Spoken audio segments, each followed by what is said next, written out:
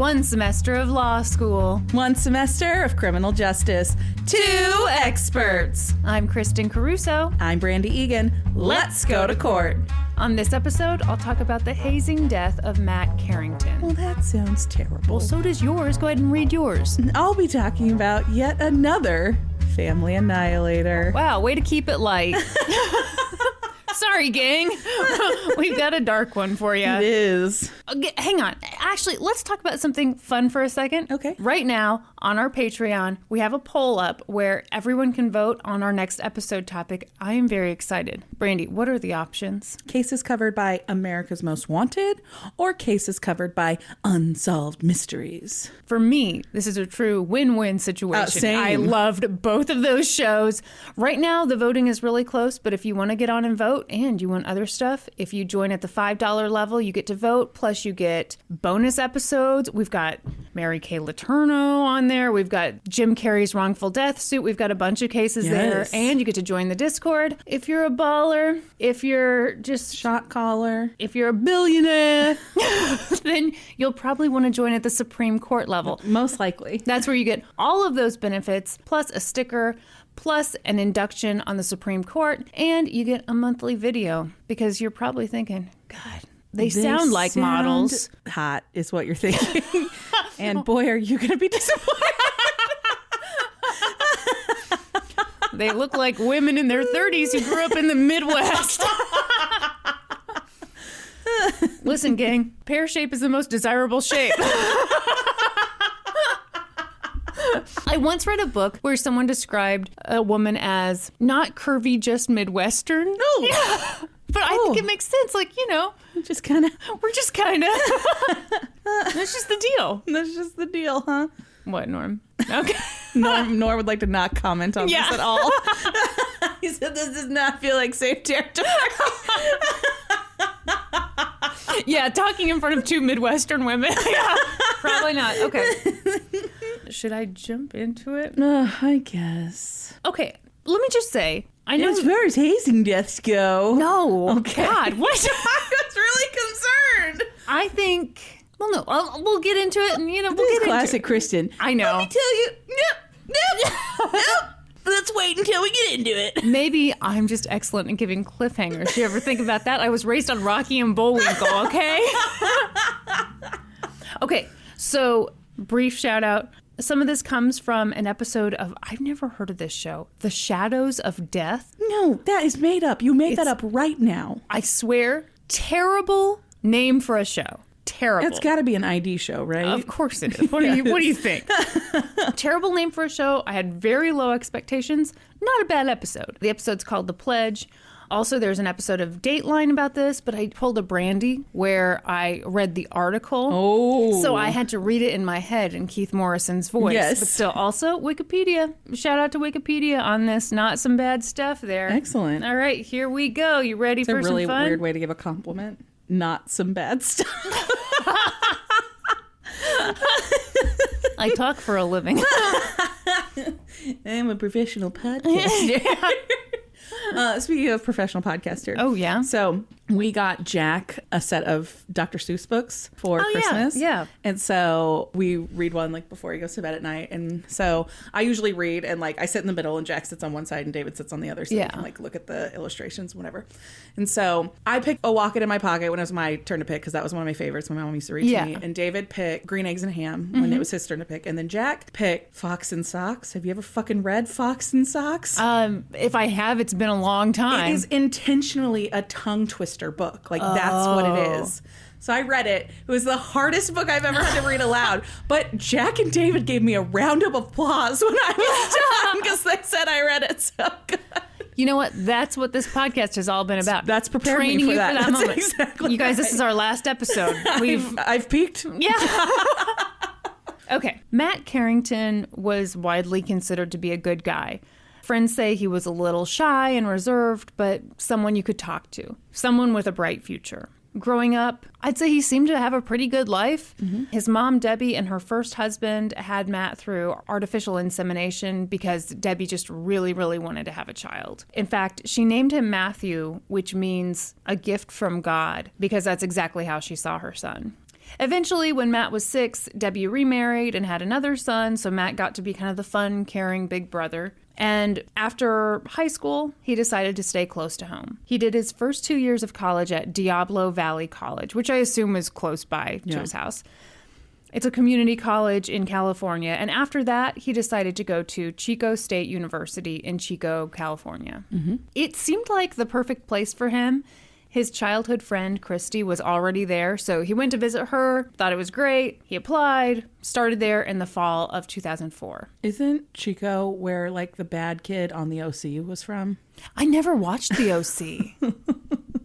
Oh, Norm's thinking. Like, he was, like, the bad boy, and wasn't he from Chico? Yeah, I'll Google. I'll give it a Google. I think you might be right. My understanding is that it's known as a party school. Yeah. So it would make sense that a bad boy would fit in there. Oh, you guys keep going with the story. Oh, okay. I'll Norm, come in later. we're going to wait here for you. Oh, man. No, I'm just kidding. So Matt and Christy hung out quite a bit, but eventually Christy was like, hey, you might want to meet some guy friends. Here, you should meet my boyfriend, Mike Quintana. He was from Chino. Oh. Chino. Was way off. Big mistake. Yeah. Samsonite was way off. 3 people are going to catch that reference and they're going to love it. Mary Sampson. What if it's called Chino State and I've got it wrong? No. Not possible. Not possible. Okay. So pretty quickly, Mike and Matt hit it off and they became best friends. After a while, Mike told Matt, hey, I think I want to join a fraternity. Do you want to rush with me? This is probably where I should pause and say that I know nothing about fraternities or sororities. The college I went to didn't have Greek life, so I'm doing my best. Yeah, and we had none of that in cosmetology school. So I went to an all-women's college, Simmons University. We always joked that the college was one big sorority, so there was no need for that. Yeah. But I've been thinking about this, Brandi. You know how you always say you could get sucked into a cult, but when we talk about what cult you would get sucked into, none of them actually appeal. Right. I think you would have done great in a sorority. I probably would have, yeah. And I don't mean that in a shady way to sororities. I just think you like traditions, you like to be part of a group, and, you like to haze people. Wow. No. Mike wants to join this fraternity. Matt's kind of like, I mean, he'd never expressed any interest in joining a frat. According to his friends and family, that just really wasn't his scene. He wasn't a big drinker, Yeah. But he must have figured, why the hell not? So together, Mike and Matt rushed Kai Tao. Chai tea latte. Which was the baddest bunch of boys in the whole darn town. Yes, I go to Chai Tao. Why does everyone laugh at us? Kai Tao. Okay, quick side note on Kai Tao. Kai Tao had a terrible reputation. Of all the frats and sororities at Chico State, they were like the bad seed. In fact, just a few years earlier, the university had expelled the frat for serving alcohol to minors. And at the same time, it lost its national charter. Wow. So it had been Delta Sigma Pi, P-H-I, Pi, right? Sure. I wish they would just spell it P-I-E for Phi. Dummies like me. PHI is Phi. Phi, okay. So it had been Delta Sigma Phi, but after serving alcohol to minors and, here it gets fun, accusations of sexual assault, instances of violence. One article said that one of them punched an officer, which... Anyway, Delta Sigma Phi was like, peace out, dudes. We want nothing to do with you. But none of that really mattered. Kai Tao continued on. They had their frat house on Frat Row or whatever you want to call it. They had their little Greek letters out on the front of the house. They just weren't technically affiliated with the university. Okay. Or affiliated with a national organization. Right. So they were like a rogue fraternity. Yes. It's unclear what exactly Matt and Mike knew about all of this. Maybe nothing.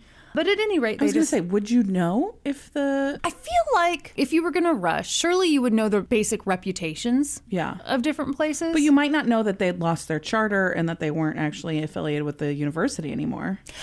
Yeah. And the other thing is they were trying to get their university affiliation back. It's not like they were like, so I imagine, imagine, those guys. Yeah, so I imagine when you go there, they might be like, we did lose it. You know, we had a party that got a little out of control, but we're going to get it back, you know, blah, blah, blah. You know, that's my assumption, is they're going to downplay it. And if you want to be part of the club, then you overlook that too. So they decided to rush, and that process took several months. According to some of his friends, Matt wasn't super into it, but, you know, whatever. Pretty soon the process would be over, he'd be a member of the frat, and things would settle down. But then in late January and early February came Hell Week. Are you familiar with this?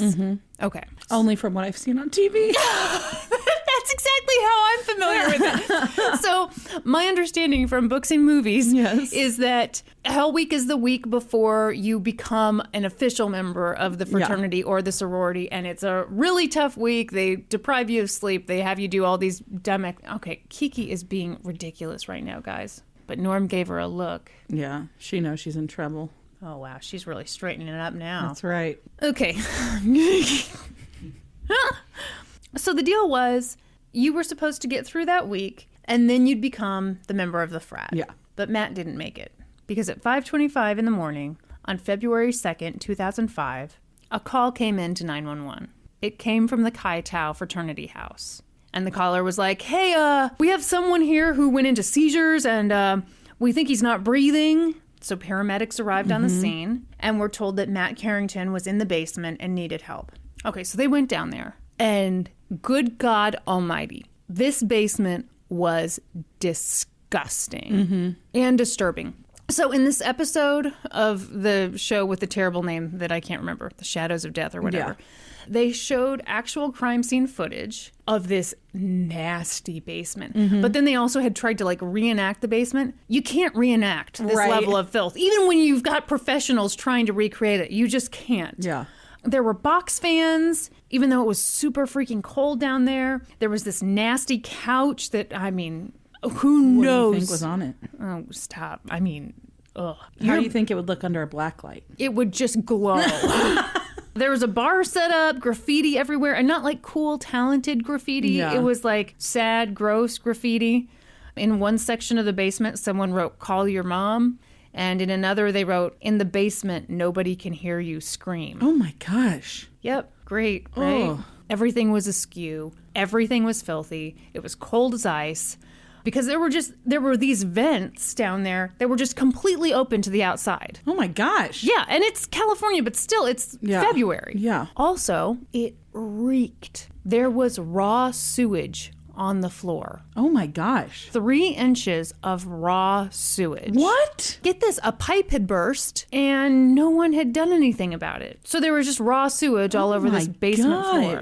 So this place was a hellhole, and the paramedics went down there trying to revive Matt, and they asked the frat brothers to just level with him. Did this kid have a bunch of drugs? Did he drink too much? You know, what's the deal? And the frat guys were like, no, he just drank water. He just drank a bunch of water. Okay. Yeah, super weird situation. Matt was just doing some calisthenics, and he had a seizure, and yeah, we're real worried about him. What did they do to him? Yeah. Paramedics were like, thanks a heap. So they took him to the hospital. By the way, none of the frat bros went with him to the hospital. Of course they didn't. Meanwhile, Matt's mom, Debbie, was notified that her son was in the hospital. So she took off. But, you know, the hospital was a few hours away. Yeah. So she didn't really know what was going on. She just knew she needed to get there quickly. So on the way there, she tried to call people. She called Matt's friends. She called the frat house. No one picked up. Then she got a call from a social worker at the hospital. And it seems like maybe this was a series of calls because the social worker kept saying, hurry, hurry, hurry. Please get to the hospital as quickly as you can. Get here as soon as you can. And finally, Debbie just said, feels like there's something you're not telling me. What's going on? Ugh. And that's when the social worker said he died. Oh, my gosh. So she and her husband and, you know, Matt's little brother pulled off to, I think it was like a road stop or something, and just cried. Of course. Turns out he had died not too long after he got to the hospital. I saw conflicting things. It looks like maybe an hour. Around that point, investigators showed up at the frat house, and they examined the basement from hell, and then they talked to the frat brothers. Initially, the guys all had kind of the same basic story. Matt was pledging their fraternity, and he and one other pledge had just been doing some calisthenics in the basement for about an hour, and he'd had a seizure. that was that. No. Yeah, that's what the police said. First of all, nobody's going down to a basement filled with 3 inches of raw sewage to do calisthenics. Yeah, and first of all, who says calisthenics besides Lizzo? Yeah. You know, who are you, Lizzo? No. So police were like, a healthy young man worked out for an hour and died? No. Probably not. Nope. There's probably a lot more to this story. So they ended up taking a few of them in for questioning. They told them that Matt had died. And everyone was kind of like, yeah, whoa, just a whole lot of nothing. Real mystery. Just a mild workout and a lot of water. A little bit of humiliation. But finally, the guys started to tell. One of the detectives described it as threads of the story. But it was Mike Quintana, Matt's friend and the guy who convinced him to pledge, who told the whole story. So here's the whole story. At the beginning of Hell Week, Kai Tao had 5 pledges. And over the course of 1 week, they were subjected to hazing that got progressively worse as the week went on. Right. A frat brother named Jerry Lim was in charge of Hell Week activities. As part of Hell Week, all the pledges had to sleep in the disgusting freezing cold basement. Oh my gosh. No, it gets worse. But not just anywhere in the basement. They had to sleep in ventilation shafts. So one article described them as like concrete bunker-like holes. So you're just totally open to the elements. Yeah. Oh. Yeah, it's horrible. Each night had a different theme. One night was called Active Night, and that night the pledges had to perform whatever exercises the frat brothers told them. One I heard was like just going up and down the stairs constantly. Oh my gosh. At some point in the night, the pipes in the basement backed up. So that's when the roughly 3 inches of sewage came in, and the pledges were ordered to take off their shoes and do crunches and push-ups in raw sewage. Oh my gosh. Yeah. The next night was Pledge Olympics, where they had to do this insane workout until like 6 a.m. At some point in all of this, they started with 5, and 3 of these guys were like, fuck this. Yeah. I am done. I am done. Goodbye forever. But Mike and Matt stayed. So on the final and worst night of Hell Week, they were the 2 left standing. That night, the fraternity hosted movie night. For movie night, Mike and Matt had to go down to the basement, stand on a bench with a bunch of fans blowing on them, and they were given a 5-gallon jug of water. So picture the Culligan bottles. And they were told to drink while keeping just 1 foot on the bench, 1 foot off, and pass the jug and drink, pass the jug, drink, pass the jug. Oh my gosh. Yeah. After a while, Mike and Matt obviously needed to use the bathroom, but the frat brothers wouldn't let them. Instead, they had to ask permission to urinate on themselves. This is fucking terrible. Yeah, it's awful. Oh my gosh. So they peed on themselves, they vomited on themselves. Yeah. Meanwhile, the other members of the fraternity sat and watched a movie or played cards. Get it? Movie night? Yeah. Okay, this is where I'm going to pause and say, I think the natural assumption is that these other frat guys were all fellow students. Some of them weren't. Really? Yes. Some of them were students at Cal State Chico. Some of them went to the local community college. And some weren't students at all. Some were just dudes who had been part of the fraternity and were just hanging around. Oh my gosh. Real cool guys. Yeah. So occasionally, these guys would ask Mike and Matt trivia questions, and if they got an answer wrong, they'd turn on the fans.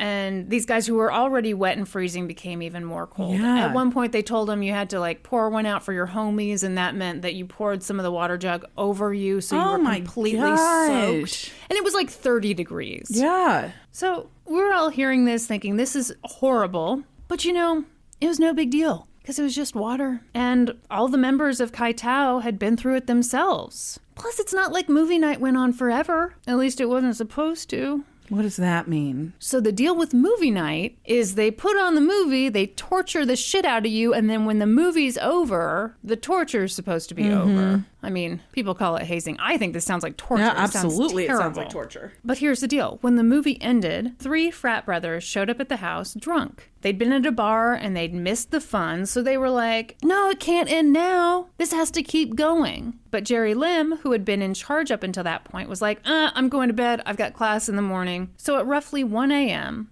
this guy Gabe took over. He had them drink more water and continue with the exercises. Oh my gosh. At about 4 in the morning, Matt and Mike had consumed 5.5 5-gallon jugs of water. Shut up. So I've actually covered water intoxication on the podcast before, which I have to admit, before we did that, I had no idea what that was. Yeah. But there is a limit to how much water you should drink. And if you exceed that, like in this case, I mean, your brain can swell, your organs can swell, and it can kill you. So these guys had consumed 25 gallons of water. Finally, when they were doing push-ups, Matt collapsed. He had a seizure. His eyes rolled back in his head. He bit his tongue. So Mike scrambled to help him. He put his finger into Matt's mouth to stop him from biting his tongue so hard. And Matt bit him so hard that he started to bleed. Oh, my God. At this point, it was chaos. Mike says that he was definitely feeling the effects of water intoxication. He described it almost as being actually drunk, like you can't think as clearly. He also said that his vision was getting blurry. I mean, you're just totally out of it. He yelled at the guys to call an ambulance, but he says that the guys were like, we're EMTs. We're affiliated with the fire department. What? We're experts. Don't worry. Oh my gosh. Yeah. This is a sleep it off situation. That's what they said? So they pulled Matt and Mike onto a nearby couch, put Matt in dry clothes, and Matt fell into, I guess, what appeared to be a deep sleep. You know, he has this seizure. Right. He's not coming to. Then he started to snore, which is not sleepy time. An hour passed, and Matt stopped breathing. Mike yelled at the guys to call an ambulance, but he says he was still getting pushed back. And then Matt started to foam at the mouth. Oh, my gosh. So finally, at 5:25 in the morning, more than an hour after Matt collapsed, one of the fraternity brothers called an ambulance. The autopsy revealed that he had died from water intoxication, which, oh my gosh, you know, your brain swells, your internal organs swell, and you can eventually die. He also died from hypothermia. Investigators broke the news to Matt's mom, Debbie, that her son had been killed in a hazing ritual. Apparently, she later found out at a press conference that they had waited an hour to call 911. That would be devastating. Yeah. I don't even know what to say. No. I think it's so tragic when people die at that point in their lives. Like, it almost feels like nothing's happened yet. You're at the start of everything. Absolutely, yeah. And then it's just over for something so stupid and preventable. Yeah. Obviously, someone needed to be held accountable for Matt's death. Turns out, though, that was pretty difficult to do. So why? Why shouldn't it be? Because there were direct individuals who were involved in this, who were making them do the things. So all of those people should be held accountable. Sure. Makes sense, right? I mean, it seems to me. Tell me why I'm wrong. Okay, let's do the fun, quick, legal side note. Okay. At this time in California, hazing was a no-no. I mean, it's not like okay anywhere. Yeah. But the penalty for it was like laughable. The most they could do, even if you killed somebody, was slap you with a misdemeanor. Oh my gosh. For hazing. Now, they could get you on other stuff, but for the hazing part, it's just a misdemeanor. Wow. And to make it even worse, that misdemeanor fell under the education code. It wasn't part of California's penal code. So fraternities and sororities... Penal. I knew, I was waiting for it. I knew when I wrote that you were going to get hung up on the peen. Hung up on the peen. Am I wrong?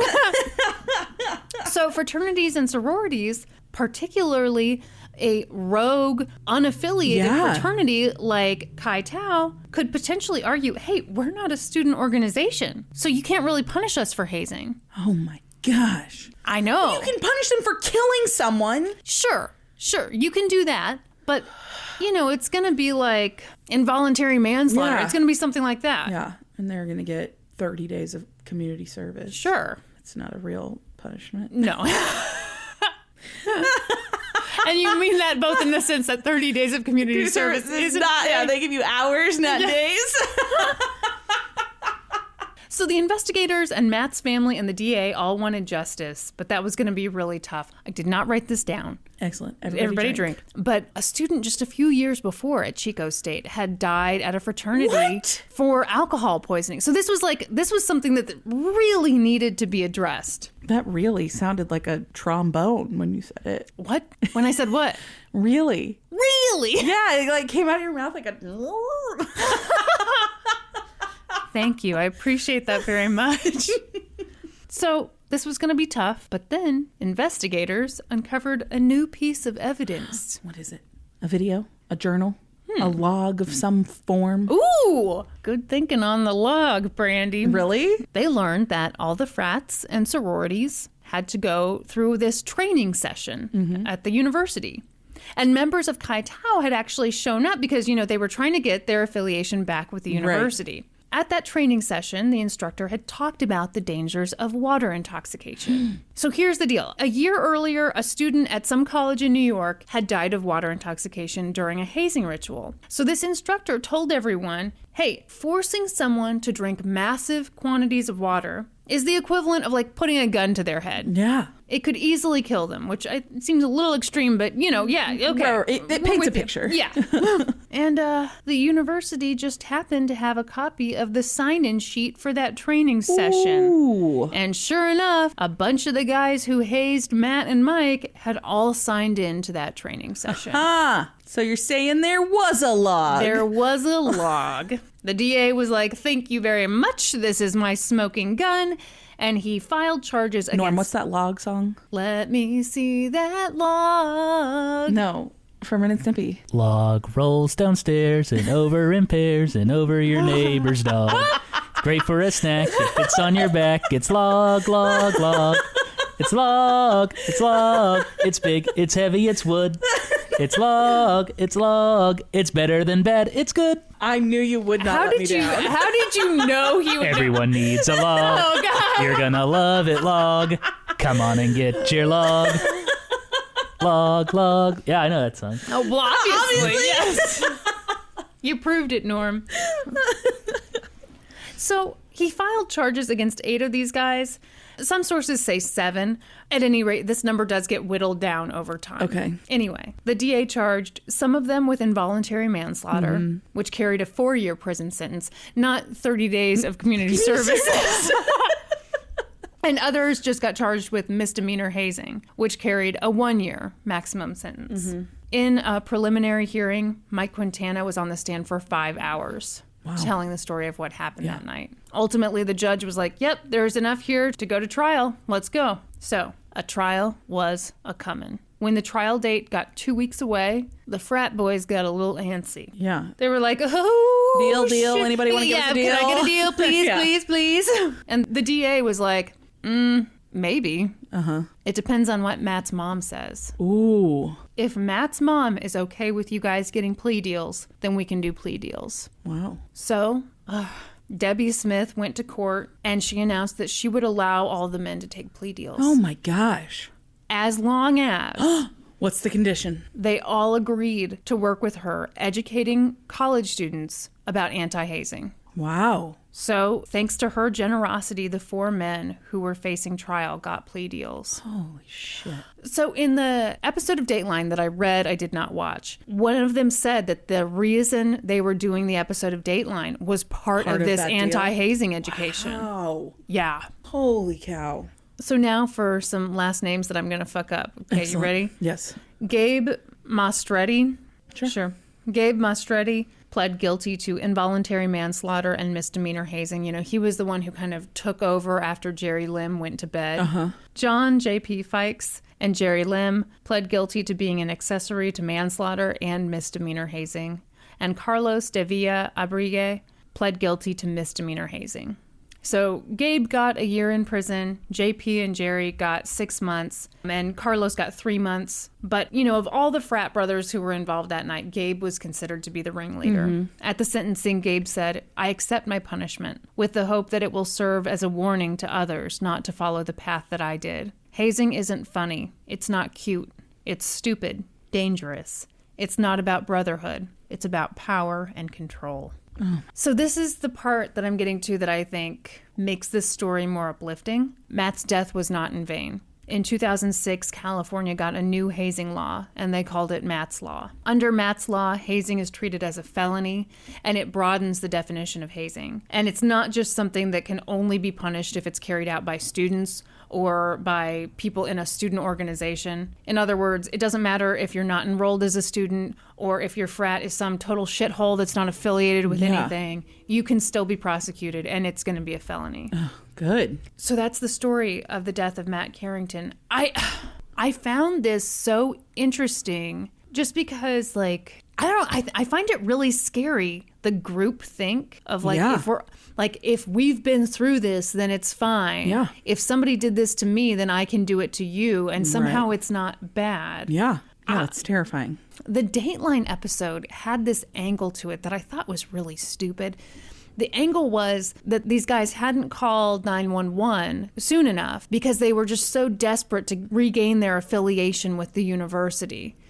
Which, maybe that's true. I think that's stupid. I think they were just dumb guys doing something awful, and then, oh shit, something really bad happened, and they were hoping to God the kid would sleep it off and everything would be fine. I think probably it's a combination of that, and then I think probably initially they didn't take it as seriously as they should have. Yeah. I think another thing, because in some of the interrogation footage, some of these guys seem genuinely shocked. Like, it's just water. Like, we went through it, blah, blah, blah. But I think, and I don't know for sure, but I assume that when they did it, there were way more pledges to share the water. When you're down to just two guys sharing the water for an extended period of time, of course something's going to happen. Right.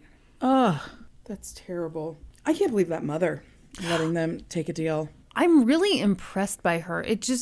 I was thinking about her this morning, like, what a huge thing to ensure that, you know, this horrible thing that happened to you and your family is now, you know, you're not going to just let it end there. I mean, she has done a lot to ensure that hazing doesn't happen anymore. Yeah. Ugh. Oh, my goodness. Were either of you hazed? Ever hazed? Oh, no. Mm-mm. No. Were you? Yeah. Really? What? In high school, yeah. We had hazing. Tell us about it. In band, we got hazed as freshmen. What? But, yeah, at band camp. Well, tell us about it. One time at band camp you were hazed? This one time at band camp. I mean, it's not like we got flutes shoved up our butts or anything. It's good, because that's exactly what we were all thinking. It was pretty innocent. It was, you know, they woke you up super early, got you out of your bed, and then they just like put like mayo and mustard all over you and like gross condiments, and then you just took a shower and you were What fine. do you mean all over you? They were like poured on your head and stuff. Oh, that sucks. That's terrible. Yeah, that's awful. Yeah, it sucked, but like it was harmless. I don't like it. I think it's still I don't hazing, like anything that is humiliation based. Yeah, I don't either. Because that's supposed to make you feel really shitty. Yeah. And like, you're not going to get injured from being covered in ketchup, but... And then in high school soccer, we had just had to do embarrassing stuff. So like all the seniors sat at the back of the bus when you went to a game, and they would call each freshman back, and they would have to like do something embarrassing or stupid. Like do a freestyle rap or something like that. Yeah, I don't like any of that. No, I don't like that either. Yeah, that's the hazing I went through. And you know how good I am at freestyle rap. My name is Kristen, and I'm here to say that doing drugs is not okay. Every one of Kristen's freestyle raps starts with "My name is Kristen, and I'm here to say." Hey, people need to know. I'm just like Jason Derulo. People need to know my name. No, I think those all suck, Norm. Yeah. Those are terrible. And I think your coaches sucked for not putting it into that. You're right. You know what? I'm going to call them up and say, you suck. You suck. You should haze them now. Like, what's the lesson of this? I don't know. Yeah, there's no lesson there. No, I'm trying to think. Okay, so I was in I don't mean to brag to you guys, but in high school I was in yearbook, newspaper, and the literary magazine. And there was no hazing. Ooh, it was more like so cool. More like, thank God someone showed up. We'd be a fool to put ketchup on her. Yeah, no, I was never involved in anything where any kind of hazing took place. Ugh. Norm, did you recover okay from that? Yeah, as I'm sitting here today with you all. Well, so but you quit both of those things. I didn't quit because of hazing, though. Well, right. You think? Yeah. Deep down, it was the hazing. I think that would set deep down with me, honestly. Like, I don't think it affected me in any way. See, and I wouldn't even be able to handle being the people that are there seeing it, not even being subjected to it. Like, yeah, that would gross me out. Just like the secondhand embarrassment for the person that's having to do that stuff would. I think we should. I mean, hazing's dumb. We should what, Kristen? I know. This is a terrible thing to say, and maybe we'll cut it. But I've been thinking about the type of person who really loves hazing others. And, you think back to, like, the Holocaust, and you're like... I was going to say, are you going to call them Hitler? No. Hold on. What? I am not calling them Hitler. But, you do wonder about all the dudes Hitler found to carry out this batshit stuff and who enjoy doing all this stuff. I'm like, find the people who love hazing. They're going to be your next Nazis. Okay, we should probably... Whoa, that's a stretch. A little bit of a stretch there. Hey, well, if we've got any weirdo alt-right people listening, that's my tip to you. Jesus Christ.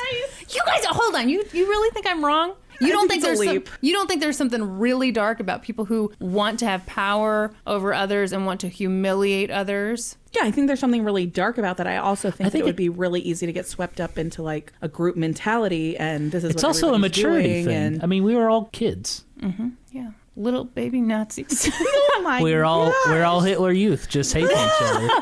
All right, well maybe we should. All right, we're ready to liven it up and talk about Family Annihilator. Yeah, you mean my Nazi talk really brought us down? Yeah. Sorry about that. Shit. Oh man. I'm sorry, but okay. Wait, you gotta make another point here? And I'm sorry because I've got my bubble tea stuff in my mouth and now. Okay, who do you think they find to like run the death camps and run all that shit? It's really twisted people. One day they had ketchup in their hands. Now they have guns. Holy shit.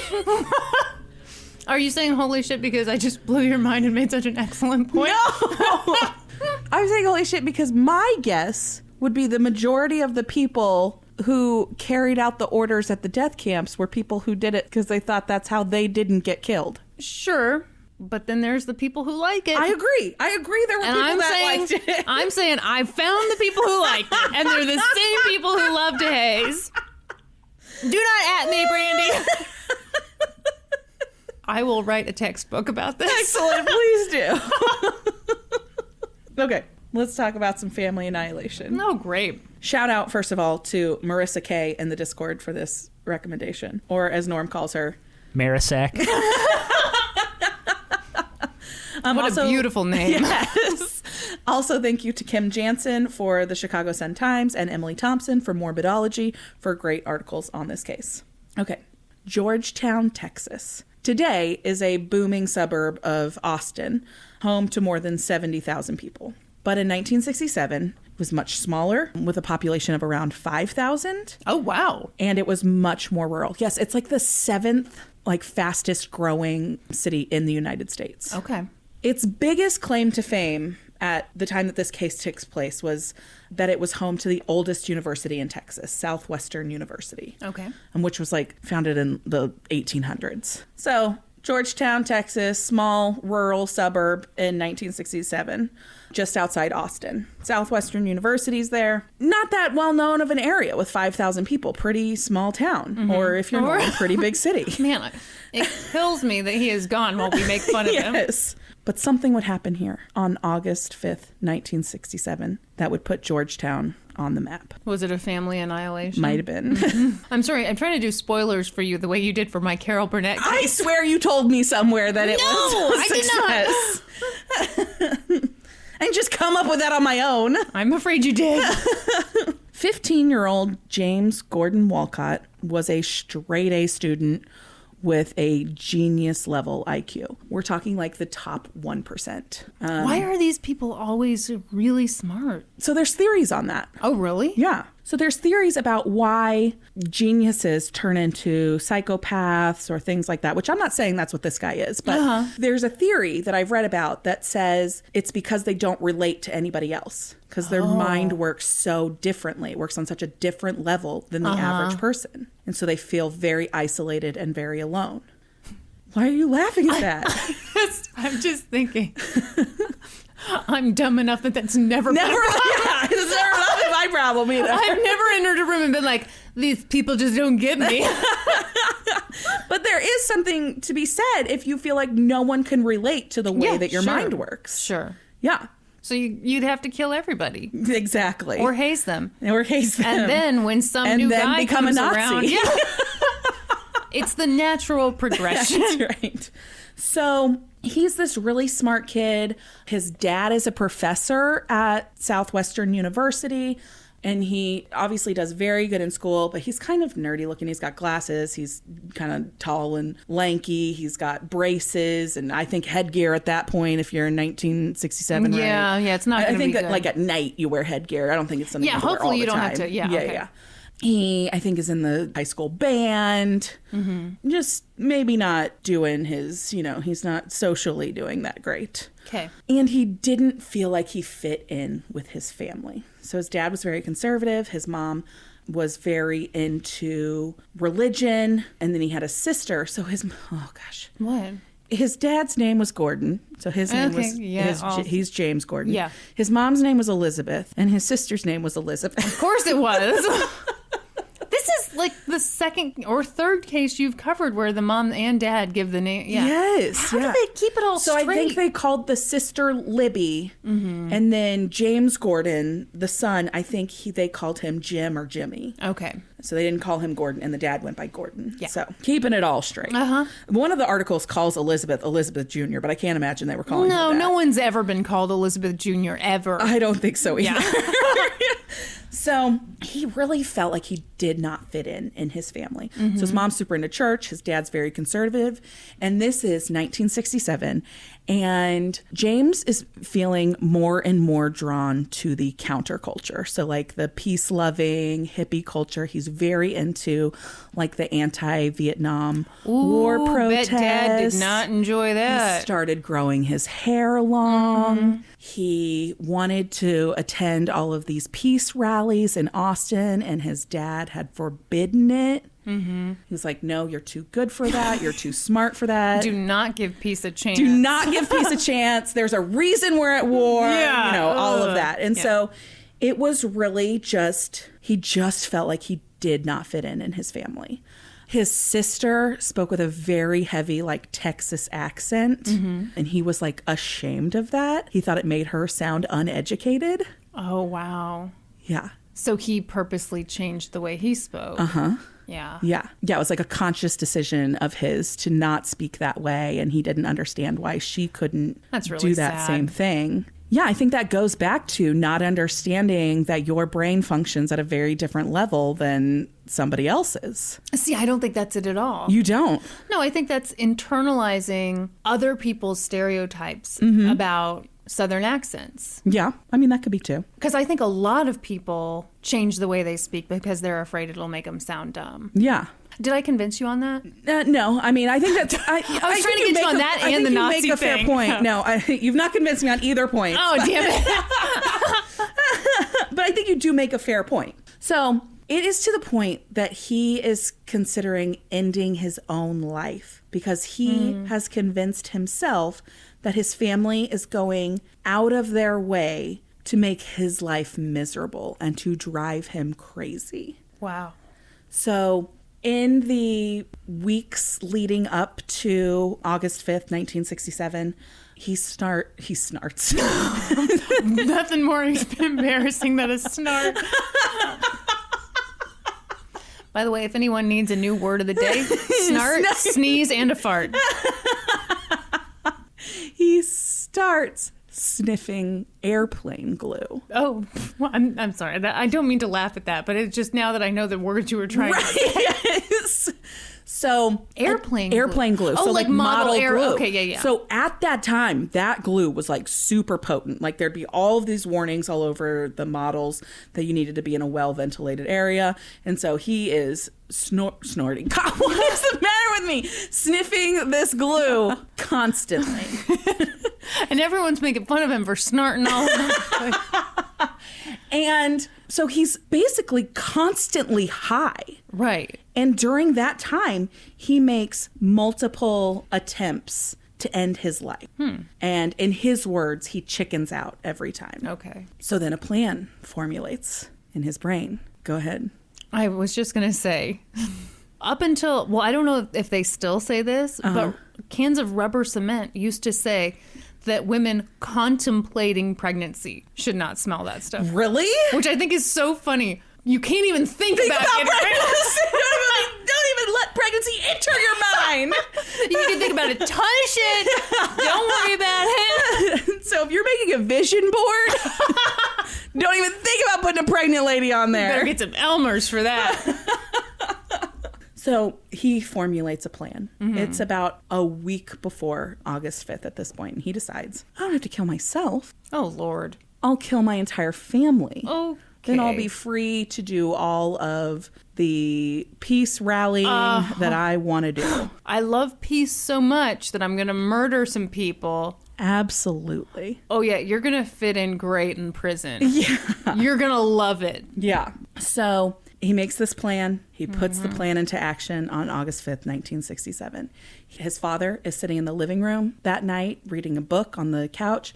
He goes up to him and shoots him twice with a .22 caliber rifle. What the hell? He then goes to his sister's room and she is in bed. He shoots her twice, once in the head, once in the chest with the same rifle. Then his mother, Elizabeth, hearing the shots, comes out of her bedroom, just near Libby's room, and he turns and he shoots her twice. So six shots and the whole family is dead. Then he goes and hides the rifle in the attic, and sometime later, I don't know if it was... He hid the murder weapon in the house? That's correct. Are you sure he was a genius? He was also high on airplane glue. I mean, okay, but still, that just brings him down to my level. I feel like I would know better. So at this point, I don't know how much time went by, but at some point, he then runs out into the street and flags down a car. And in the car, there are 3 young men who are just like passing through town. They're on their way to Houston. I think it's late at night when this happens. And so he runs out there, he flags them down. And he says, my God, help me. Someone shot up my family. And so he's like in a panic. He's crying. He's whatever. The men stop. They pull over. They stop the car. One gets out and goes to the neighbor's house and is like pounding on the door. The other ones come to the family house. And when they get inside, James Wolcott does something weird. And he like gets down on his hands and knees and he's like pounding on the floor saying, why? Like just a very odd reaction to the situation. Is it really that odd? I mean, I feel like I'd be... Assuming that, like, someone's family had truly all been shot, if they dropped to the ground and pounded on the ground and cried and said why, I don't know that I'd be like, oh, this is weird. All right. And maybe they didn't think it was weird. I thought it was weird. But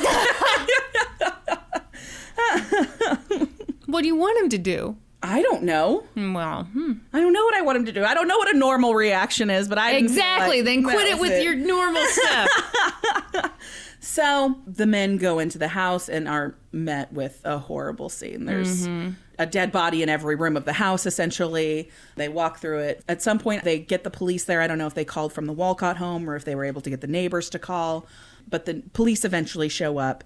And they take James Gordon Wolcott to his church to sit with his pastor. Oh, boy. Okay, so this is so interesting to me because this is so similar to what happened in the Lowell Lee Andrews case that I did.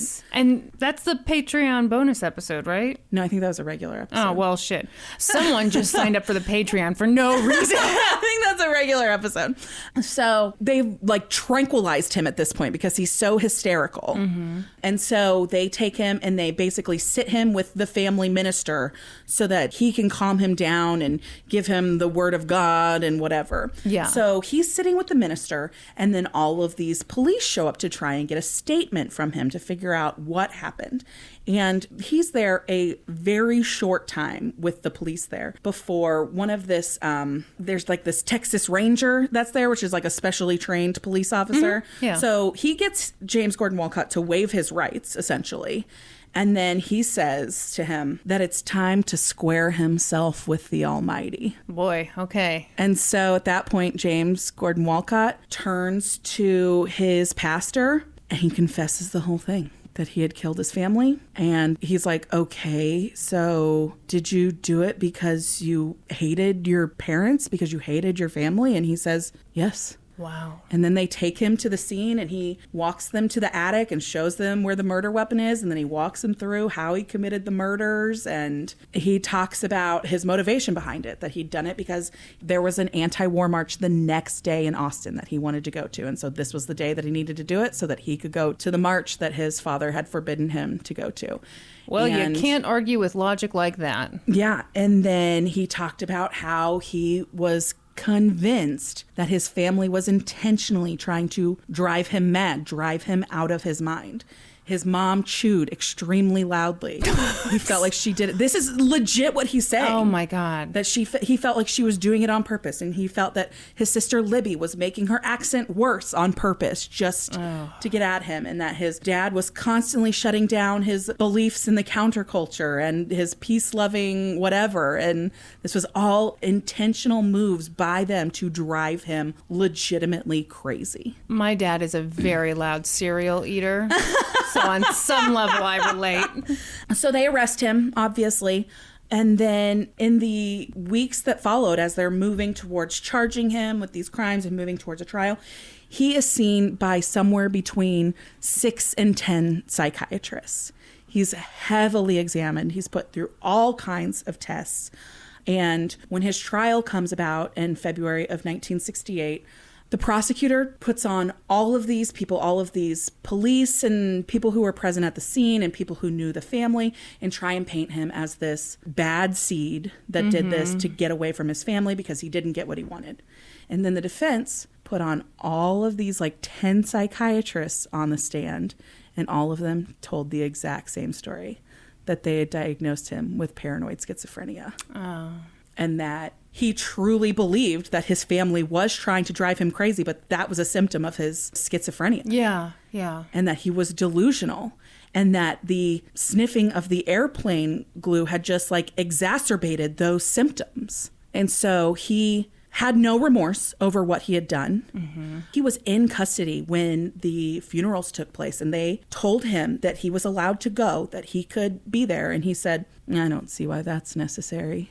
Oh, wow. Yeah. So he had no remorse for what he'd done. He didn't really see that he should be punished for it. He really had no understanding of what he had done. Yeah. And so the prosecution tried their best to have these police officers say that, yeah, he knew exactly what he'd done. He admitted everything to us. It just didn't work. He was found not guilty. I mean, if you're sick, you're sick. Yeah. And so at this trial, he was found not guilty by reason of insanity. Mm-hmm. And he was sentenced to be held in a mental facility indefinitely. Yeah. He never took the stand or anything at his own trial.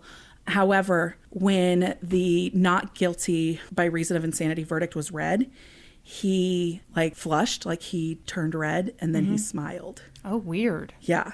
Very weird reaction. Now that is weird, Brandi. It is a weird reaction. And then shortly after, he did some kind of little interview with police, and he was asked if the sentence made him happy. And he smiled and said yes. Why? I don't know. Wow. So for the next 6 years, James Gordon Wolcott spent his time in the Rusk State Hospital. He went through rigorous treatment and counseling and all of that. And then in 1974, he went back before the court. And after 10 minutes, a jury declared him sane. 10 minutes? 10 minutes. Tell me more. So I don't know exactly what took place at this hearing, but it was before a judge and before a jury.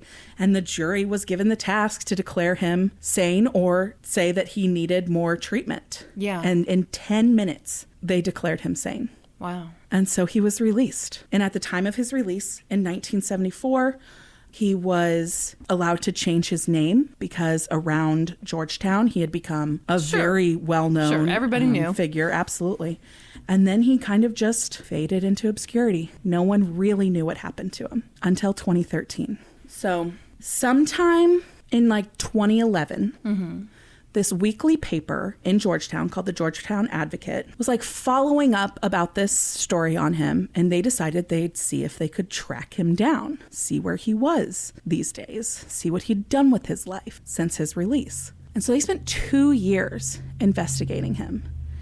And then in 2013, they released an expose about him, completely revealing his new identity and what he'd done with his life over the past from 70 to 2013, so 40 years. It turns out that James Gordon Wolcott had changed his name to James St. James. He'd enrolled at Stephen F. Austin University in Texas, and he'd done really well there. He'd actually then continued on to get his master's, and his PhD, and was now a very esteemed tenured professor at a small private college in Decatur, Illinois. Whoa. What college? Millikan? Huh, okay. I had never heard of it. He was, in fact, so at this time that this expose comes out on him, he's 61 years old, and he's the chairman of the Behavioral Sciences Department at Millikan. No! Yes. So when this comes out, his whole past is revealed. Yeah. And he's made like this great life for himself. Yeah. And now all of it is questioned because of something he did when he was 15 years old. When he was untreated for schizophrenia. Yeah. He's a doctor now and a tenured professor, and he teaches psychology, and he's the head of the behavioral sciences unit. Like, and all of that comes under question because of this expose article that's released. So a couple of things. The editor of the Georgetown Advocate, Kathy Payne at the time, I don't know if she's still the editor, the actual article itself is no longer available. I was going to say, that seems really iffy. That's a private person. I agree. So she said, at the time that they released the article, she said, it was a difficult decision to publish the facts about St. James because undoubtedly he has a lifetime of many accomplishments. She said that gave us pause before releasing the story. However, as we got further into the case and each time we looked at the pictures of Gordon, Elizabeth, and Libby, we felt like they needed someone to speak for them. Dr. St. James has had a lifetime to speak for himself, but who would speak for them if we remained silent? That's kind of high and mighty. I think it's super high and mighty. Because they were represented in a court of law. Yeah, I agree. So when they were researching this article, when they'd finally tracked him down, they actually did sit down with Dr. St. James and tell him that they were going to put out this article, but he refused to comment on it. He refused to give an interview. Yeah. And to date, he has not given any interviews about his past or about this story coming out about him. Yeah. But there was big fallout from it. People called for his resignation. They called for the college to fire him. It was like a shockwave. Yeah. Well, that would be shocking. Absolutely. So one person who spoke out about it was this guy, Jerry Dawson, and he was a former sheriff, I think, in Decatur. And then he was also a city council member at the time that this all came out. And he said that he thought that it was wrong of Dr. St. James to not tell the college of his past at the time of his hiring. He said that that was something that he should have disclosed. And this is what he said. He said, I look at this from a law enforcement perspective, and I just have a problem with somebody who didn't disclose this information. If I were a parent and my kids were going to Millikan, that's something I would want to know. What do you think? I disagree. I think that he has been deemed sane. He's been given a new life. He's done something with it. Why does he have to say what happened in his past? A court has ruled that he's allowed to leave that in the past. By giving him a new identity, that's what they did. What do you think? I don't know. I'm kind of torn. We don't let sex offenders leave it in the past. We put them on a registry. Yeah. But I do think that's different when it's someone who had a mental illness that was not being treated. And, you know, I assume if they're getting treatment, then that kind of thing is not going to happen again. Yeah. I don't know. So all of these people are calling for his resignation, but the university stood by him. Millikan University allowed him to keep his job. They said, it's really hard to lose tenure. Although I guess if there were a way to do it, this would be it. I think this would be it, yeah. They said, for 27 years, Dr. St. James has taught a variety of courses at Millikan. He's served in various leadership roles and built a successful academic career. He's received academic awards, including the 1997 Teaching Excellence and Leadership Award. Given the traumatic experiences of Dr. St. James' childhood, his efforts to rebuild his life and obtain a successful professional career have been remarkable. I agree with that. Yeah.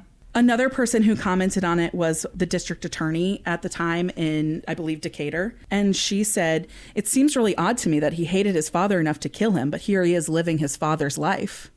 Oh, okay. And I don't agree that's what he's doing. I think he did the opposite. I think that he got all of this education to learn why he did what he did. Well, and I understand that in that state of mind, he said, yeah, I hate my parents. I hate my family. That's why I did this.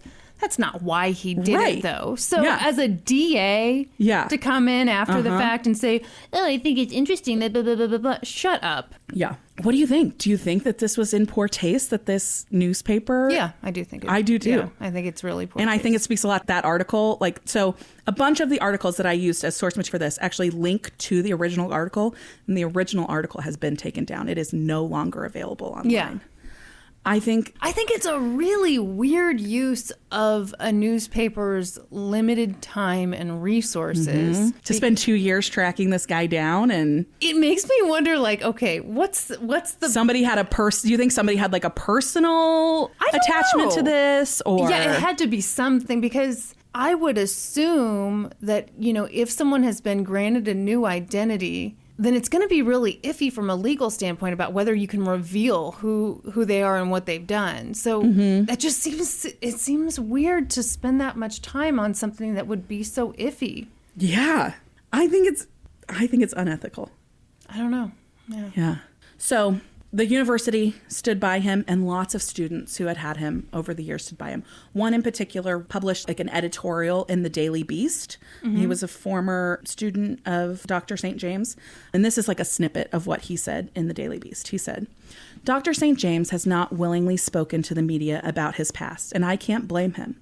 But days before I wrote this piece, I sent a message to him offering him my support of the new life he had created. I didn't expect a reply considering the amount of mail this news storm must have created for him. But whatever you may believe of Dr. St. James and his past, in his present, he is a teacher first and foremost. Despite the current news cycle, he remains responsive and available to students both past and present. He answered my email with the same intelligence and willingness for discourse that I remember from his classroom years ago.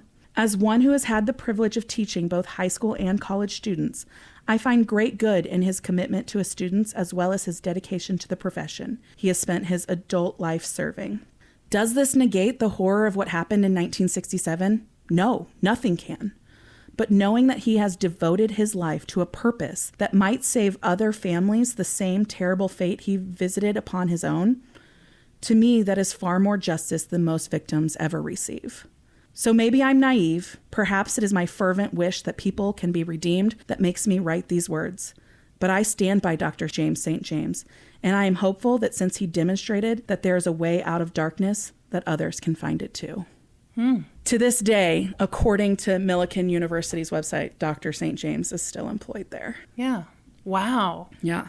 I think that would have had to have been terrible to go through for him. Like, you've spent your life trying to, and this is just my assumption on why he went the direction that he did in behavioral sciences and psychology, to try and understand himself and what he went through and help others. Like, that's my assumption and why he did that. Yeah. But to spend your life doing that and then bestowing that knowledge on other people, and then for somebody to come out of the woodwork and want to just blow your whole past open, I think that would be terrible to go through. But at the same time, he did what he did, and maybe you don't get to leave that in the past. Yeah, I think I think it would have been pretty naive if he really thought He could leave that all behind. Yeah. Now, I do think it's, like I said, I think it's really weird that a newspaper went to that length to do that. Yeah. But I think it would have been really naive of him to think that No one would ever find out. Yeah. What had happened. Yeah. Yeah. And I do agree with that. doesn't make it any less hard when it does happen. But yeah. Wow. Yeah. That was a crazy story. Isn't that a crazy story? Yeah. Yeah. Thank you to Marissa Kay. I had never heard of that. She, like I said, mentioned it in the Discord, and I think it's a really interesting one and really brings up some interesting questions. Way to go, Marisak. Thank you.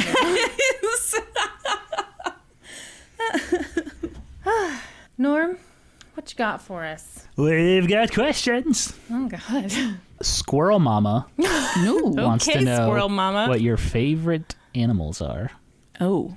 Okay, when I was a kid, I loved frogs. I collected frog You stuff. were obsessed Loved with frogs. You still like frogs? I mean, frogs are fine. Yeah. But, like, you know, she was one of those, like your mom's obsession with gingerbread. Mm-hmm. Your mom has gingerbread everything. Oh, yeah. Brandi had frog I everything. had lots of frog stuff. Didn't you have, like, frog wallpaper in your room? Or am I making that up? No, I didn't have frog wallpaper. I did have a frog poster on the wall. Okay, that's a far cry from it's like a big tree frog poster on the wall. No frog wallpaper, though. You just think they looked cool? Yeah, I really enjoyed them. No, if I had to pick a favorite animal now, it'd be a dog. Obviously. We've got one right here. Love dogs. Big Got fan one of dogs. Going right Just here forget sleeping. about that time she kicked one in the face. So I have to tell you a story about that. What? So there's these people that live in my neighborhood that have 2 corgis. Uh-huh. And every time they're out, I like want to go pet them. And I'm like, so I only see them like when I'm driving because they like walk through the neighborhood or whatever. Right. So when I'm driving through the neighborhood towards my house, I'll see them and I get very excited. Yeah. And so then I'll tell David that the corgis were out and he's like, you stay away from those corgis. So yesterday I was really excited because they were out. And David's like, just go up and ask if you can pet them sometime. Yeah, And I was like, I will. I'm just building up to it. Do you want to tell the people about, I mean, I know we've told it on the podcast. Yeah. But do you want to, Brandi. I still feel really bad about it. I kicked a poor corgi in the face. You didn't mean to. No, it was a complete accident, but I still feel terrible about it. And he forgave me. Yeah, like immediately. Yeah, he let me pet him. He was very excited to see me, but I did kick him right in the face. She was wearing flip-flops. You hate to see it, folks. Kristen, you got a favorite animal? Yeah, dogs, cats, whatever. Wow. What? I like a lot of animals. I also, like, if we're talking about, like, wild animals, I love elephants. Because elephants Never are forget. they're the most like humans. They recognize faces. They have complex emotions, like very complex memories. I think they're very interesting animals. Yeah, so if you kick one of those in the They're face. never going to forgive me. Yeah. Well, an elephant never forgets. That's right. Your favorite wild animal? Oh, God. Kristen? Animal lover Kristen over here. Yes. Yeah, for real. I tell you what, if I'm in a zoo situation, I Yeah. always want to see the cats. Yeah, So the the, big lions, cats, yeah. the panthers, yeah. tigers. No, Norm, would you tell them the story about when we were at the Kansas City Zoo and your mom? Sorry. What happened to your mom at the Kansas City Zoo? No, this is okay. So in the Kansas City Zoo, there's this section of the lion's den, Yeah. where like you kind of go into this thing and there's like a big window, like Yeah. a big glass pane. And the lions will sometimes come right up Yeah. to it. And there was one that was like right up against the window. And it had its belly up to the sun. And Norman had his camera out. Yeah. And he was bending down to take a picture. And I don't know, it was the angle of where he was standing and all this stuff that Norman's mom thought he was zooming in and getting a picture of the lion's crotch. And so she was like, Norm! Norm, why were you taking inappropriate pictures Yeah. of that lion? You should have seen that lion's dick. It had to be photographed. Said, look at that D. Look at that D. I You gotta gotta get a capture pic that. of this. You got a favorite animal, Norm? I do love my kitty cats. Yeah. But wild animals, I've always loved turtles. Love turtles. I like turtles. I like God bless that kid.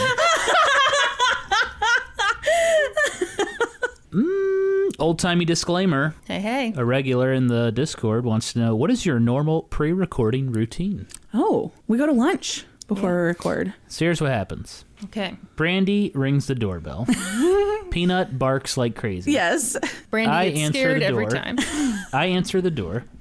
Brandi walks in. Boy, you're really giving them all the details. Brandi takes 3 steps and then says, "Hi, Peanut." I knew that's the first thing. She's always the first I greet. Yes. Well, yeah, sure.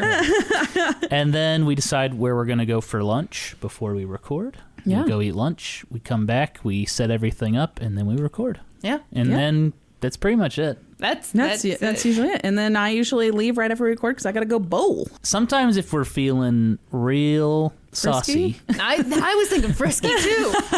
after lunch, we'll go get custard. Custard. It's true. It is true. And that's the time when we took DP. And he ordered a quart of custard. He's like, it's the same price. We went to get custard, and he ordered a quart of custard. So he's sitting there at We the all custard had place. like our cups of custard, and my dad had a quart of custard That he's eating with a plastic one spoon. plastic spoon. He was very odd looking. Save money, live better. That's the Daryl Pitts motto. Got a few questions about this. So, possible baby names for Brandi's baby. Oh. Brandi should I and reveal? David's baby. Yeah, so it's Kristen if it's a girl and Norman if it's a boy. That's exactly right. Beautiful. Norman's already been declined. No, so should I reveal the names? We've actually picked names. Have you really? Yeah. Let's hear him. Well, I haven't even heard. Damn it. Yes. Okay, so if it's a girl, it'll be London. And if it's a boy, It'll be bear. Oh. How do you spell? Like the animal. Okay. Yeah. Very cool. Yes. So we don't know sex yet. Hopefully in a couple weeks we'll know. I like the name London. Yeah. That's cool. Let's see. Ooh, Amber wants to know, have either of you actually ever been to court? No. Oddly enough, I didn't even have to go to court for my divorce. Well, yeah, because you just like did the papers and Yeah. I've never been to court for anything. I did have to go to court for something. What was it? I feel like That crime spree you went on? It was that crime spree, but how dare you reveal my identity after all this time? Now that I'm a tenured podcaster. I feel like one time the, county reporter was sick and I had to go fill in and I didn't know my ass from my elbow. So I don't know. I feel like one time I went to court, but it was to cover something. So it wasn't like... I did get called for jury duty one time. So I had to go to the courthouse, but I was in a reserve pool. And so I just sat in a room for 4 hours and then got released. Is that what happened to you, Norm, too? Yes. I never even got to see a fucking courtroom. I was pissed. Yeah. They paid me $17. I didn't even get that much. I think I got like $7. Jackson County does not have the funds to pay. And I've never been called again. I've never been called. Well, you get on a list, like they won't call you for like Yeah. 5 years or something, and then I feel like my time is coming. I had to go to court get for called so bad. I had to go to court for a speeding ticket. That's about it. You think they'd let us serve on a jury, though? I don't know. I've thought about that. Yeah. For a long time, I thought that my one semester of law school would make me disqualified. I don't think so. No one cares about that. But I bet because we have I bet the podcast, would keep us from being definitely- able to Maybe. do it. Yeah. And that you're both incredibly racist. Hey, I just think everyone's a Nazi. That's different. Ooh, you were just given power over the world for a day. What's the one thing you make mandatory? I would make Flirty Qwerty asked this, by the way, and I she would does make- mention you can answer this seriously, but it's more fun if you don't. Yeah, thank you. I have my answer prepared. Norm, Yeah, please really. stop interrupting me. Okay. I would make all McDonald's go back to having chocolate in their ice cream machines because I love a chocolate cone or a twist cone, and you can't get those anywhere anymore. So for one glorious day, you would return to that? That's You're not going to do world peace. You're going to do the chocolate and the ice cream. That's the one power. Listen, I'm fucking pregnant. Yeah, good point. What was the question again? You are Okay, well, you don't have to read it. You were Not given- king of the world okay. for one day. you're given power over the world for one day. What is the one thing you make mandatory? So Brandi is demanding McDonald's put chocolate ice cream back in their machines. Yeah. What about, can you make them work again too? Because like they never work I know, anymore. right? Yeah. Well, if they have to put the chocolate in, Yeah. they got to fix them too. So Yeah. Okay, yeah. get Make it a a twofer there. mandatory thing. Yeah. I think Kristen would make it so that all husbands are required to let their wives buy 2 pies. Oh, Brandi, too soon. Too soon. You know what? We're going to talk about it. You guys, yesterday was a rough day in the Caruso household. Norman and I had 2 arguments, which is a banner day for us. One of them, we went to our local grocery store, which makes amazing pies. Amazing My pies. whole thing, the reason I wanted to go was for a pie. Okay, we get there, and Norman wanted a fruit pie. And I was just looking at these fucking things. I was like, there is no way in hell those fruit pies are as good as their cream pies. I'm looking at them, I can tell. And so I was like, well, maybe we could get 2 pies. And he was like, 2 pies? Norm, you're being really quiet. You want to tell him what you said? He would not like to. No, go on. So anyway, I'll give my side of the story when he we're done. shamed me. And I was like, all right, I get the picture. Oink, oink, can't have 2 pies. So we got 1 pie. It was not that great. And of course, Not Norman. nearly as good as those cream pies they make. Yeah. And Norman, of course, got Don't ice laugh cream. at cream pies, Norm. What are you, 12? Stop it. Norman got all the things he wanted to get. But anyway. Here's Norman's side of the story. Norman's side of the story. Kristen wanted a pie, so we go over to where the pies are. We're looking at all the pies. Kristen asked me, what pie looks the best to you? And I said, I think an apple or peach pie sounds pretty good. And then, because Kristen's the one that wanted the pie, so I assumed she would just pick whatever pie she wanted. I just gave my opinion on what I thought the best pie looked like. And then she wanted 2 pies, and I did say I don't think it's necessary to get 2 pies because I just didn't think we needed 2 pies. I thought 1 pie would be enough for both of us. But I apologize if I shamed you. It's not my intention. If you apologize if you shamed me. Yeah, David did one of those apologies the other day. I apologize if I made you blah blah blah, and I was like, oh, that's a great apology. Yeah. Well done, sir. I apologize if you feel that. Yeah. I apologize if you're crazy enough to take offense. I apologize for shaming you. All right, thank you. Next time, I'm buying 15 pies. And you can deal with it. All right, well, buddy. we're going to need some more patrons if you're going to buy 15 pies. We were having a rough day. Wait, did you ever answer the question? No, we didn't. Who cares? I'm all fired up again. Oh, for my one day of power, everyone would get whatever pie they want, as many pies as they want, and their spouses, partners, whatever. No one gets. You know what? If you know what pie you want, don't ask me what pie looks good. If you know what pie you're gonna get. Well, I wanted us to collaborate, and but you're the one that wanted the pie.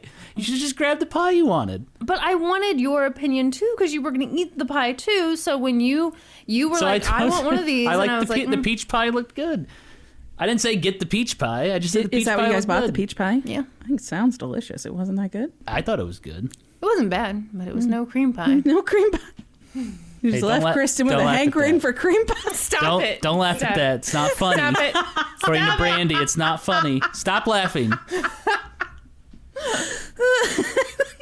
Ooh, what did you want to be when you grew up way back in elementary school, middle school? That's a good question. That is a good question. I mean, it's not as fun for me. This is from Kate. I have always wanted to be a writer. Yeah. Yeah. Like from first grade. Yeah. You always were going to be a writer. Yeah. Mm-hmm. I wanted to be a chef. No. Yes. Elementary school. What did I want to be in elementary school? A doctor. Oh, I did want to be a doctor in elementary school. That was like for 5 minutes. That was all of 6th grade. Okay. And then for like 4 years, I wanted to be a chef. Yeah.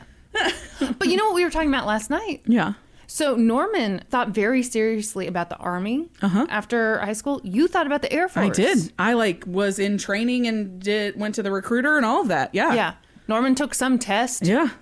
Yeah. Multiple tests. Okay, so what stopped both of you? Because I think that's interesting that you both were going to do military. You go first, Brandi. A couple of things. Like I didn't love the idea of leaving my family. I knew it wasn't really what I wanted to do. It was just an option. Yeah. And then I actually ended up getting a pin put in my foot, so you can't go anymore they won't take you if you have. Why'd you get a pin in your foot? I had a bone that they put back into alignment, and so I have a titanium pin in my foot, and if you have anything with your feet, they won't take you.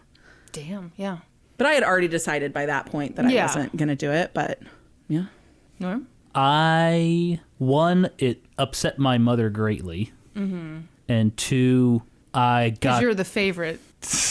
Well, 2005, the war in Iraq was still going on. So well, yeah, and you wanted to be military. I wanted to be infantry. Yeah.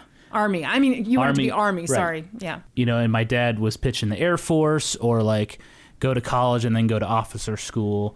But I was like, nope, I want to be guy on the ground with the gun ready to go. I watched a lot of war movies growing up, and I idolized those movies. Yeah. And so mine was I really was going to do it as a way to pay for college. Mm-hmm. And then I knew that I really didn't want to go to college anyway. I just that makes it easy. Yeah. Yeah. And so, it just was not what I wanted. Actually, your mom was the person who was the most upset about my decision to join the Air Force. She wanted me to come over and sit down and talk with her about it. Really? Yes. That's sweet Sheree. Yes. I do remember her being upset. She was very upset, yes. I wish I had a Sheree in my life that I wanted to join the Army. Well, and I think it's different when you're a woman. There's always the fear of sexual assault and just all kinds of stuff. And yeah. It definitely would not have been the right fit for me. It was. Well, and Sheree knew that. That's right. So did you guys ever talk? No, I don't think we ever talked seriously about it. No. Okay. Yeah. Yeah. But she did voice her concerns. Sherere will do that. Yes. Sherere will tell you, you sneeze too loud. That's right. You shouldn't go to the Air Force. Well, ultimately, my love of history, and I got a full ride to college. Yeah, that That's makes what it convinced easy. me Absolutely. to not go. And they called me all the time while I was in college. Really? Yeah. Well, they needed people. And I was like, I'm enjoying my courses and I'm studying history. And they're like, well, you can study history in the U.S. Army. We go to historical sites all the time. And I was like, not buying that. Yeah. So, yeah. Who knows where Norman would be? Yeah. Yeah. That's a scary thought. But before then, I wanted to be a fighter pilot or a policeman. Which is funny because you hate the police now. I have a fear of the police. I do. I had a bad incident with the police one time that I will not discuss. You don't want to discuss it? Not right now. Did they cavity search you? They. Oh, almost. Oh, no! Well, it was. You don't have to talk about it. It was racial profiling, right? It was, yeah. Not to me, a white guy. Yeah. Yeah. We'll talk about it some other time. Ooh, okay. Cliffhanger. Yeah, got to keep the people listening. I think Peanut's dreaming on it. I know. What is she doing? She's dreaming. So cute. Do we need to do some more questions? We do one more. One more? Yeah. What's an ongoing court case you're keeping track of right now? Oh, the college admissions scandal.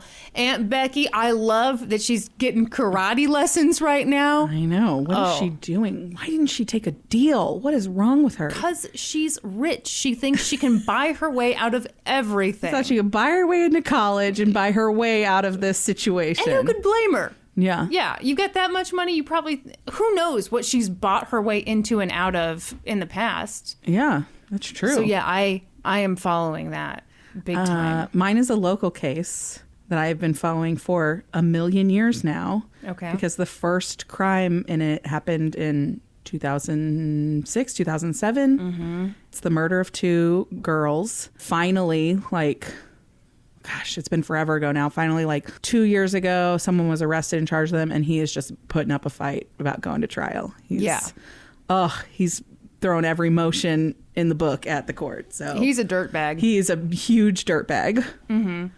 It was one of those situations where they couldn't find the bodies for a long time, right? Yes. And everyone knew it was this one guy. Oh, yeah. Everybody knew from the time the first girl went missing that it was this guy. There was no mystery as to who did it. Yeah, they had no bodies. But they had some. And so it was kind of close to my parents' house, I think. Like a hunter, someone was mushroom hunting. Yeah, guy was mushroom hunting near a rock quarry and came across the remains. Yeah. Yeah. And so now they're finally trying to bring this guy to justice. They did finally reschedule his trial, but it'll just get pushed and pushed again. Yeah. So stay tuned. I will cover the shit out of it once it happens. Is following Harvey Weinstein's. Oh God. I just want to punch him in the dick with him trying to come out and be like, oh, I'm this frail old man now with my walker. Yeah, he's got his stupid walker. And then he's like, I apologize for cheating on my wife. That's not cheating on your wife. You're not a being rapist. charged with cheating on your wife. Yeah. Just like that Bill Cosby bullshit. Shut up. Yeah. Following that for sure. I read Harvey Weinstein's stupid statement, Yeah. Yeah. Thanks for bringing that up, Norm. Yeah. Sorry about it. Thanks for the questions, guys. Those are good. Yeah. And now let's go into Supreme Court inductions. I'm ready. What? Yeah. Who are you? Then why don't you explain what Supreme Court inductions are? Are you wondering how you could get inducted into the Supreme Court? Well, it's easy. As easy as signing up on Patreon at the Supreme Court level. That's $7 a month. You get inducted into the Supreme Court. You get a fancy ass sticker that you can, put wherever on you your want. ass. You can put right on your ass. You get a card with our fancy signatures in it. You get bonus episodes, bonus videos, case updates. You get to vote on topics. That's right. There's currently one to vote on right now. There's so much stuff I couldn't even possibly tell you. I think I've told you it all. This week, we're sticking to our theme with favorite drinks. Excellent. For this week's inductions, please, whatever seat you're sitting in, please pick it up and turn it to face the opposite direction and then sit back down. AC Slater style. I like it. Right. Denise Martin. Lots of tequila. Ella Alvarez. Coffee, specifically a strong latte. Faith Hooker. Creamer with a little bit of coffee. Sarah Campbell. Cherry Coke. Abby Villanueva. Iced guava lemonade, even though Mr. Starbucks is a coward and removed it from the menu because it's seasonal. Guava is valid 365, people. That sounds delicious. It does sound good. Candace Williams. DDP all day, White Claw grapefruit all night. Alex Miller. Sprite. Angie Kane. Jameson Irish whiskey. Caitlin Spezia. Frozen Cokes. Jamie Cholene. Cholene. Cholene. Cholene. Cholene. That's literally how she told us to pronounce it. The white can of Monster energy drink. Not sure of the flavor, but it's the only good one. Janelle Owens. Non-alcoholic, ginger ale. Alcoholic, champagne. Amanda McGinty. Iced coffee. Welcome to the Supreme Court! Hey, Kristen, since we reversed roles this week, why don't you tell people what they should do? You know what I regret more than anything? Ever making fun of me? Yes, because you're so self-conscious now that now you can't thank people anymore. Brandi, everyone knows it's sincere. Thank you guys for all of your support. If you're looking for other ways to support us, please find us on social media. We're on Facebook, Twitter, Instagram, YouTube, Reddit. Probably not YouTube anymore. Okay, we're on... Should we talk about that? If you want. You guys, we're trying to get our listens up in the hopes that we will one day get sponsors. We've got a hope and a dream for it. That's right. And we put up a real big dream catcher. So part of that is that we do have our episodes uploaded on YouTube. We've decided we're going to take them down because we're afraid that that's actually pulling away from our listens. So we're trying to filter everybody to some sort of podcast listening app. It doesn't matter which one you listen through. Just through one of those. We wondered why we were the only podcast doing that. Turns out there's a reason. You know, we don't claim to be experts at podcasting.